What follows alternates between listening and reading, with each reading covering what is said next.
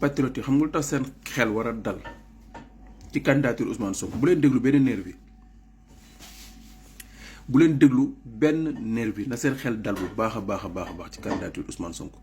bu leen déglu benn nervi gis nga dafa am benn jurisprudence bu ñuy wax c'est-à-dire man moom yenn yi bu amee dama koy bëgg a wax wolof yu leer nañ mu gàtt lii nag dàmbooj moomu ci mën moom dàmbooj moom kenn du moom mais dama koy bëgg a faram-fàcc bu leer naa pour ñenn ñi lay déglu mën a comprendre waaw ku ñuy wax instant Sangaré en 1998 dafa ñëw déposer conseil constitutionnel pour élection législative mais bi mu demee moom doon déposer caution am gars yi dañoo bañoon a jël caution bi comme li daal Ousmane Sonko tey mu jël huissier bi constaté ko mu dem déposer conseil constitutionnel daal di valider candidature am ndax erreur bi nga xamante ni administration bi def nañ ko mënuñu wax ni moom moo ko def mënuñu ko imputer waaw erreur bi maanaam la amoon noonu ba conseil constitutionnel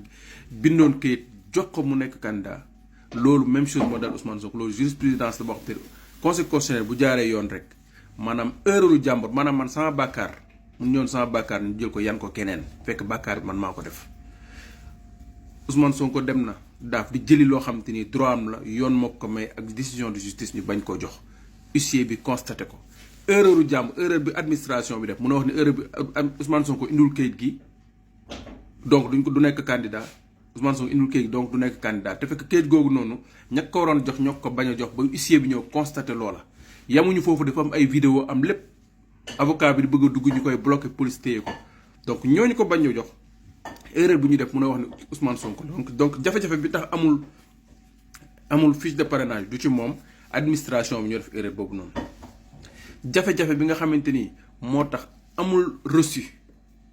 mooy attestation bi nga xamante ni moom la ko caisse de dépôt et consignation waroon a jox du ci moom waa caisse de dépôt jox nañ ko reçu attestation bi ci desoon ñu bañ ko koo jox donc erreur administration mën na ko imputer Ousmane Sonko donc conseil constitutionnel bu jëfandikoo ci jurisprudence instance Sangaré boobu noonu en 98 forcément Ousmane Sonko day jàll day nekk candidat loolu kenn mënu ci dara te rax ci dolli Sénat ci boppam kayitu Sénat bi day bokk ci dossier bi tamit que ni waxoon na ni nañ ko jox ay fiche de parrainage am donc Ousmane Sonko moom fépp foo xamante ni dañ fay wax droit fépp foo xam ne dañ fay àtte rek dëgg rek te yàlla tax bu fa demee nguur gi day am ndam fépp fu ñuy àttee droit Ousmane Sonko daf fay am ndam xam na fu ay tappal nekk te jàpp naa ne conseil constitutionnel man li ma gisagum depuis le début mu dem ñu recevoir candidature Ousmane Sonko man maa ngi naan Ousmane Sonko gars yi duñ dem sax di déposer candidature am ñu dem fekk ñu barricade foofu noonu maa ngi ko doon xalaat déposer na sans aucun problème sans te bruit amul woo nañ ko tey te bruit amul te man li ma jàpp mooy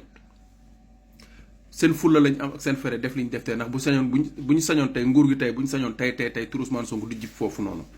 donc comme affaire mi ngi dem nii booba ak léegi nii dañuy ñaan yàlla rek mu continuer nii ba ca cëppaandaw ko ñu àtte dëgg ñun ñaanuñu kenn faral Ousmane Sonko de dañoo bëgg ñu àtte dëgg te yàlla tax ñun patriote yi booba ak léegi newuñu benn juge faral Ousmane Sonko ñaanuñu kenn njekk pour mu faral Ousmane Sonko li ñu leen di ñaan rek mooy nañu àtte dëgg te yàlla rek tax ay mag lañu ñoo fa nekk ay mag nañu xalaat ëllëg te xam ni Macky Sall mii nga xam day dem maanaam togg na ba fégal ba lem ay ndabam teg def naa ne kooku ànd ak moom te bàyyi fi koo xamante ni mi ngi nduggi ba war a taal def naa ne ànd ak kii nduggi war a taal moo gën ànd ak ki nga xamante ni togg na ba raxas ay ndabam ba dëpp Macky Sall day dem donc li ko des a bariwul ñaanuñu leen dara dul nañu àttee dëgg te yàlla rek tax